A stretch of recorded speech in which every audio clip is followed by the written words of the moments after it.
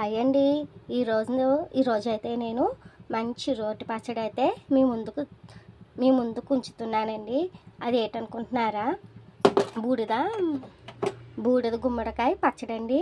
పైన బూడిదగా ఉంటే దాన్ని శుభ్రంగా వాటర్తో పెట్టి వాష్ చేసుకొని పొడి క్లాత్తో తుడిచేసుకొని ఇలాగ చిన్ని పీసెస్లా కట్ చేసుకుని ఇంకోండి ఆయిల్లో ఫ్రై చేసుకుని పెట్టేసుకుందాం మనం. ఇవైతే మనకి బాగా వేగాలండి. ఆయిల్లోని బాగా వేగాక కొంచెం టైం పడుతుందండి మనకి. ఇవి అయితే బాగా వేగాలి, అందుకు ఇవ్వండి బాగా వేగాలి. వేగిదాకా వెయిట్ చేద్దాం. ఇంకోండి ఇది ఒక్కసారి 2-3 వేగులు వేగాక ఇందులో 2-3 బాదం గింజలు, ఇది ఇంపార్టెంట్ అండి, చాలా ఇంపార్టెంట్. బాదం గింజలు ఇలాగా క్రష్ చేసుకుని వేసుకోవాలి. 1 స్పూను పసుపు, మొత్తం ఇవన్నీ కూడా ఒక్కసారి బాగా కలుపుకోవాలండి మనం.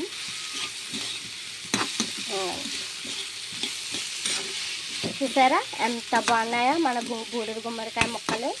పసుపుగా ఎల్లో కలర్గా వైట్ అంటే ఎల్లో కాంబినేషన్లో ఇలా వేట్ చేద్దాం. ఇంకా ఫ్రై అవ్వాలండి బాగాని. సో ఫ్రెండ్స్, ఇప్పుడు చూసారు కదా, ఈ ముక్కలు అయితే ఇలా వేగుతున్నాయి. వేగనిద్దాం. నువ్వుపప్పు 3 స్పూన్స్, ధనియాలు 1 స్పూన్, జీలకర్ర 1 స్పూన్, 5-6 వరకు వెల్లుల్లి, ఒక 100 గ్రామ్స్ పండు పచ్చిమిర్చి అండి, ఒక చిన్న నిమ్మకాయ అంత సైజు చింతపండు.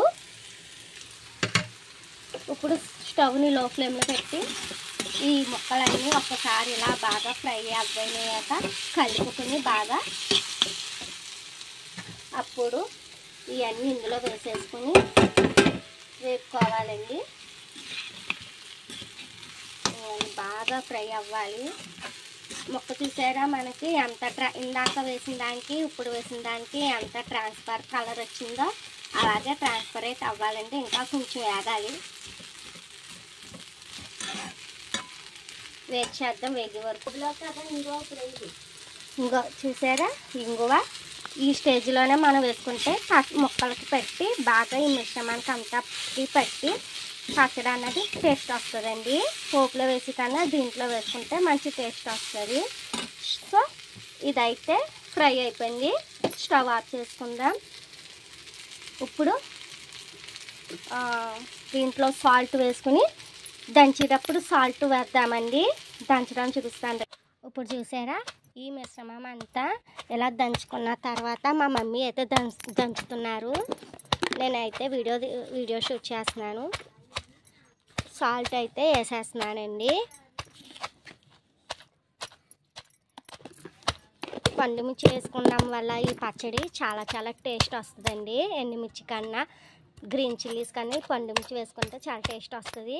ఈలోగా మా మమ్మీ పచ్చడి దంచేస్తారు. ఈలోగా నేను వెళ్ళి పచ్చడి పోపు అయితే వేసేస్తాను. సో ఫ్రెండ్స్, స్టవ్ అయితే ఆన్ చేసుకున్నాం. ఇప్పుడు పోపుకి కొంచెం కారం, వెల్లుల్లి, మినప్పప్పు, జీలకర్ర, కరివేపాకు, ఎండుమిర్చి ఇవన్నీ 1 by 1 వేసుకుని తాలింపు వేసుకోవాలండి.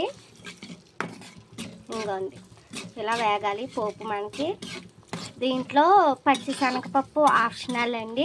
మీకు ఇష్టం ఉంటే వేసుకోవచ్చు, లేదా స్కిప్ చేయండి. నాకైతే ఇష్టం ఉండదు ఈ పచ్చట్లో, అది నేను స్కిప్ చేసాను. మిగతా పోపు దినుసులు అన్నీ వేసుకున్నాను. ఇలా ఫ్రై అయ్యాక వెల్లుల్లిపాయ కొంచెం మెత్తగా ఫ్రై అవ్వాలండి.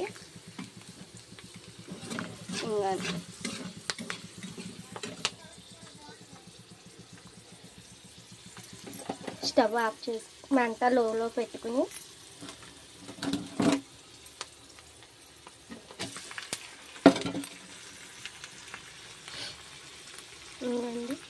ఈ పచ్చడి ఏదైతే ఉందో అది మనకి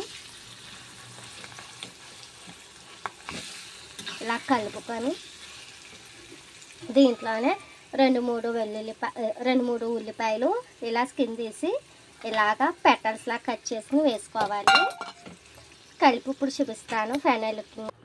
ఇంకండి మంట ఎప్పుడు లోలో పెట్టుకోవాలి, లోలో పెట్టుకుని వేగించుకోవాలి పచ్చడి. చూసారా, మన బూడిద గుమ్మడికాయ రోటి పచ్చడి అయితే రెడీ అయిపోయింది. పోపు వేసుకొని పోపులోని పచ్చడి వేగాలండి. అప్పుడు ఉల్లిపాయ ముక్కలు పటల్స్లా కట్ చేసుకున్నాం కదా, అవి కూడా వేగాలి.